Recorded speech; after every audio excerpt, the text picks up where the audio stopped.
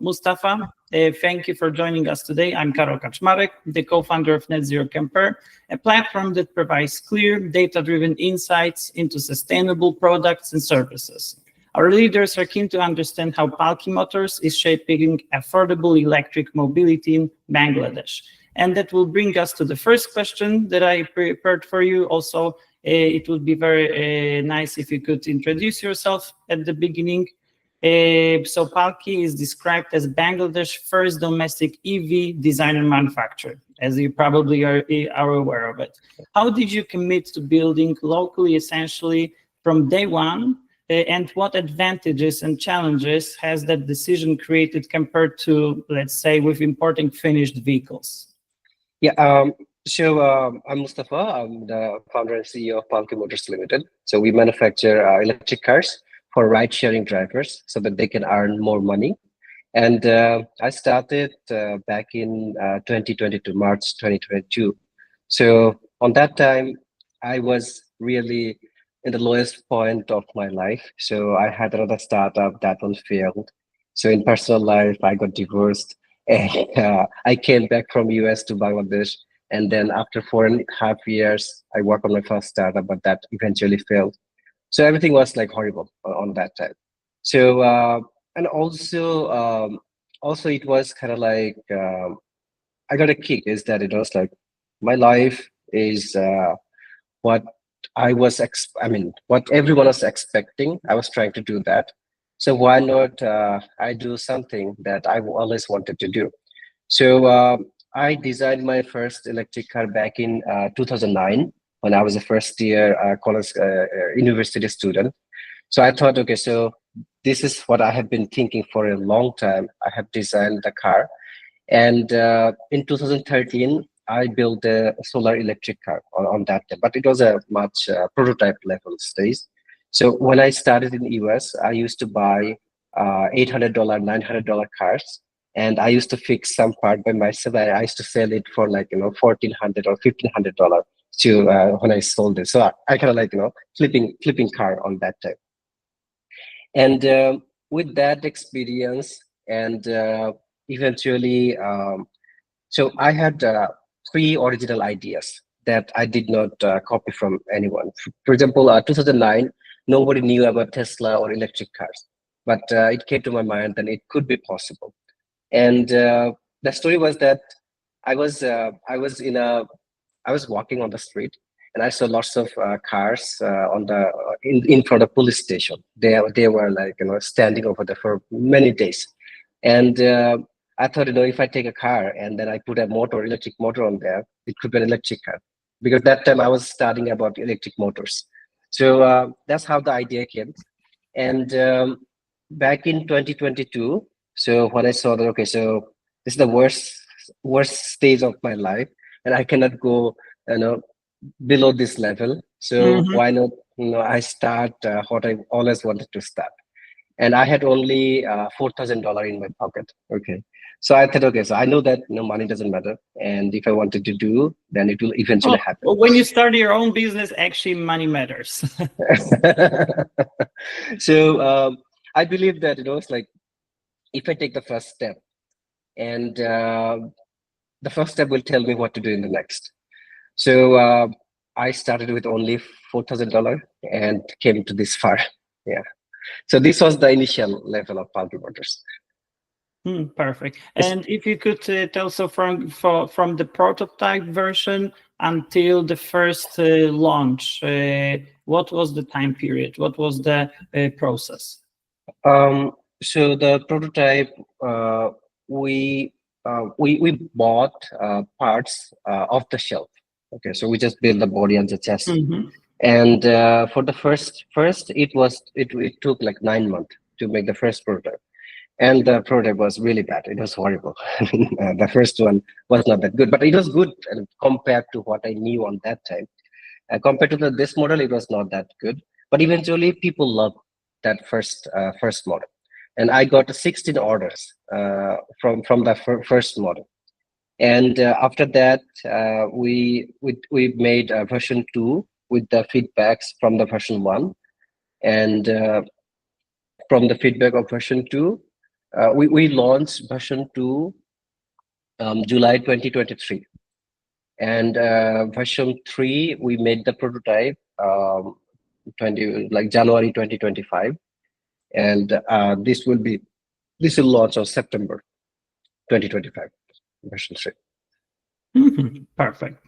And I've noticed on your website that your lineup targets lightweight commercial use and promises faster payback for drivers. So how does the total cost of ownership for a Palki vehicle compare, let's say, with today's CNG, which is compressed natural gas, or petrol options? Yes.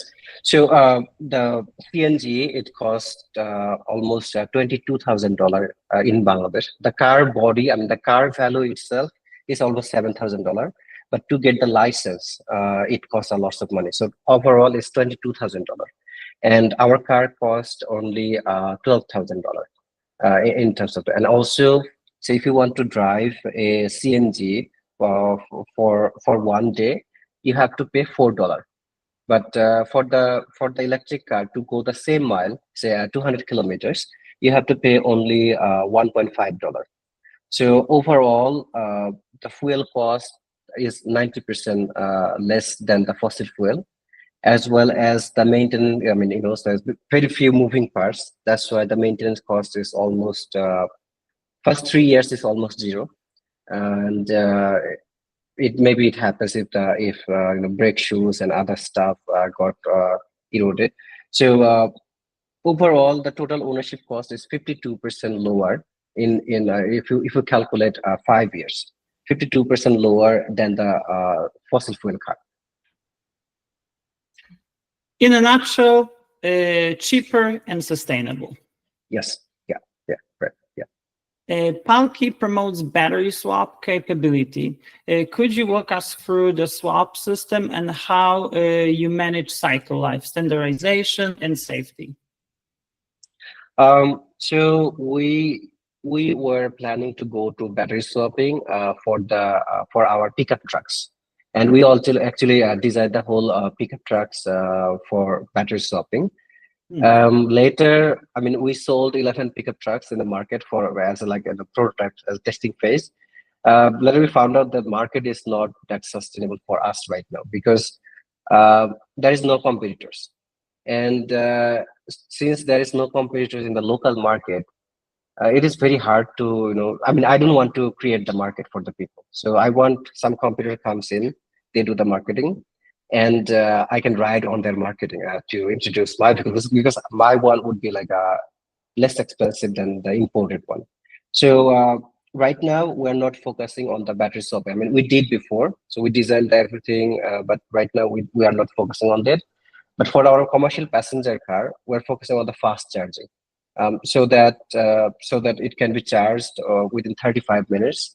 And our customer can do like double shift, so they can drive like 400 miles per day. Because for commercial drivers, the more they can drive in a small confined areas, the more money they make. That's really impressive. If I understood correctly, a core aim is to make ownership affordable for lower income drivers as well. What funding or leasing mechanism have worked best so far? So I have a very deep connection with my customers, early stage customer, and I know their life. So the car price is $12,000, and bank gives $6,000 loan. I mean, but still, rest of the $6,000 is tough for our customer to manage, and they can comfortably give $3,000, and the rest $3,000, they normally take it from the NGO, so the non-government organization, but their interest rate is a little bit higher than the conventional banks. So this is the problem right now that we are facing, and initial level, we're targeting the customers who has worked abroad, for example, the Middle East. So they work Middle East for the 5 years, and when they come back, they earn almost $30,000 to $35,000 as their life savings, right? So with that money, they buy lands and they build house on their land, and they have around $7,000 to $8,000 left, and they don't want to go back to the country again for work. So what they come to us and they invest the rest $6,000 and they buy the car to make the daily living. So this is the most right now is our low-hanging fruit and the most profitable ideal customer profile that we have right now. But beyond that, they take $3,000 loan from the NGO. $3,000 is from their pocket and $6,000 from the bank. That should work perfectly fine under these constraints. I was also thinking about Dhaka's dense traffic and grid limitations. So I would expect that it poses unique hurdles. Are you considering, for example, on-site solar, microgrids, or other strategies to keep charges reliable during especially peak demand? Yes. That is on our plan. So we have two options. Is that we are planning to partnering with SolarShare, a local company who provides microgrid service, and also a local solar manufacturer to give us the facility so that our cars can be charged at the charging station. As well as we made a demo a few months ago where our car can charge using solar power. Because as you have stated correctly, is that if we have say like 100,000 cars on the street, it would be a big heavy load for the national grid. So we have this plan, and I also think that many other countries, other organizations would be able to support this initiative in the future. Let's say you have one policy wish. So which single regulatory change, let's say, for instance, tax relief, import duty reform, or charger standards, would do most to accelerate adoption of locally built EVs, in your view?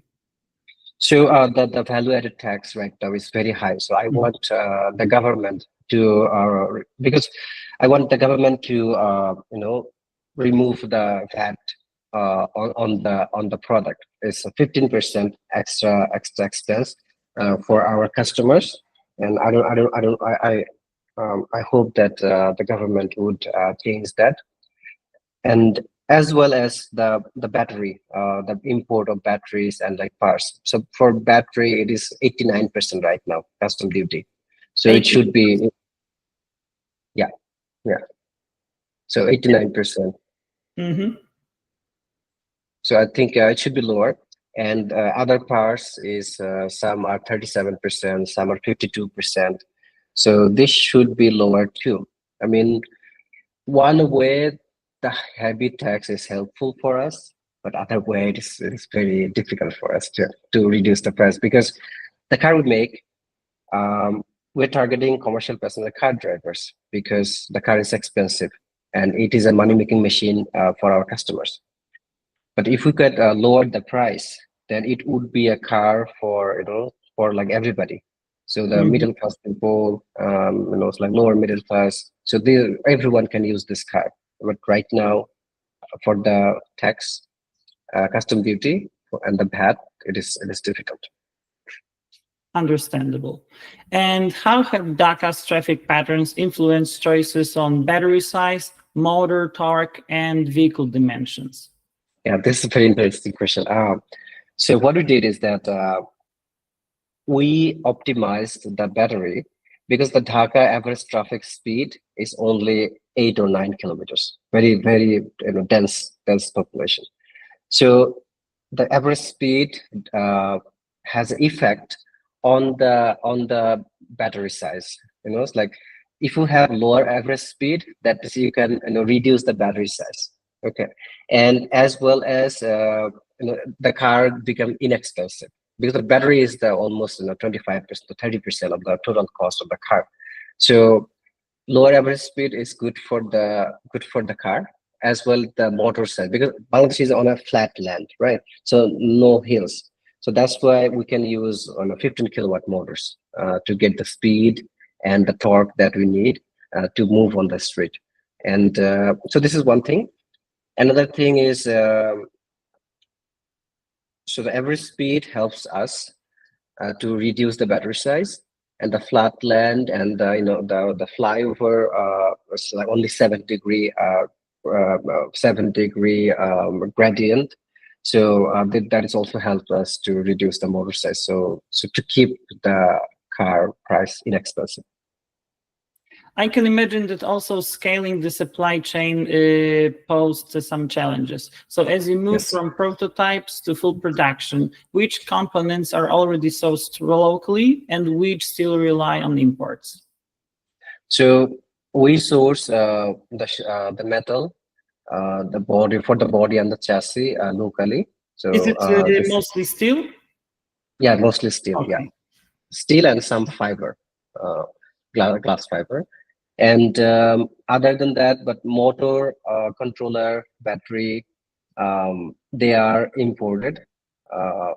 We buy the rims, wheel from another third party who imports. The tires is locally produced. The glass is locally produced. So I would say 42% is locally made, and almost 48% is imported. Right now. I've also seen some media reports mention the City Boy passenger EV and plans for electric trucks. How do you prioritize rickshaws, cars, and trucks in your development pipeline? So we already made electric truck. We made two units already. So we own a grant from the World Bank. And excuse me to interrupt you, are those prototypes or they're already ready to be sold? Those they're ready to they're ready to be sold. Yeah. So but like we're not selling those because my team is only 30 people. Okay. So if I get order, then I mean we already got order and we refunded the money because we have our capacity. So right now we're focusing. So the pickup is ready. We have tested it with the real customers. Some customer use it for a long time, and it works in the market. But I think like the market is not ready yet, or we are not ready yet to go fully go for it. But pickup is easier to make than the passenger car. And the other types of vehicles? So we have City Boy version 2, which is a smaller passenger car. And we have City Boy version 3, which is a real size car that we are making right now. And we have this pickup, we call it Revolt. So we have the prototype ready and tested. Perfect. Many developing markets face similar mixes of low income, high fuel prices, and congestion, as you probably are aware of it. Which overseas regions look most compatible with your platform, and what adaptations would you need to take to start selling on those markets? The same socio-economic condition that we have is in, say, Nigeria, Kenya, then Myanmar, and also in mostly African countries, and some of the Southeast Asian countries like Laos, Cambodia, Thailand, not Thailand, Myanmar.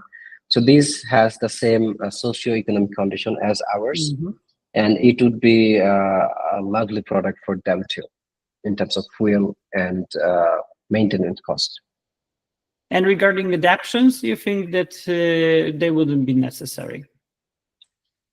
Yeah, because commercial drivers right now in Bangladesh, the pickup fossil fuel pickup truck sales is like declining. So in 2017, we used to sell 17,000 pickup trucks per year, but 2023 there was only 5,000 pickup truck sales. So it is declining, and I talked with the drivers who own the car and drive their own car. They say it is very expensive to maintain because the fuel cost is very high, and the profit margin is shrinking very much. So that's why the market is shrinking, and the electric would go up. But Bangladesh, we have one unique problem, is that if you build a car with 1.5 tons capacity, so people would use at least 2.5 tons product on it. It's like they put like heavy load over there. So that one, when they do that, that one makes that it's like if it's like heavy, then the battery mileage would be reduced, and that happens. And eventually, getting customer satisfaction is very high because very brave people buy electric cars, and if they are like they don't get what they expected, then it spread the negative news very fast. So for pickup, it's a difficult market. Thank you very much for your insights. Before we wrap up, is there anything important we haven't covered that you would like to add? Yeah, overall, I think in our energy, electric mobility, and climate-related solutions, we need more brave approach that financially makes sense. So we should have more businesses like Palki and and other companies who are really impacting the people's life. Because in the whole world we have 8 billion people, but out of probably 10 million, 50 million, or say 100 million people are having a good life. Rest of the people are not. So if we can reduce the consumption of fossil fuel, if we can look through other means how we can improve the life of the people who are living below poverty line, that would, I think, make the world a way better place than it is right now. So I expect it's like there should be more businesses socially responsible, more businesses on the climate responsible. So yeah. 100% agreed. Mustafa, thank you for sharing your insights. We will publish the highlights on NetZeroCompare so our readers can see how locally built battery swappable EVs could transform affordable transport in your city and beyond. Thank you so much. Yeah, thank you.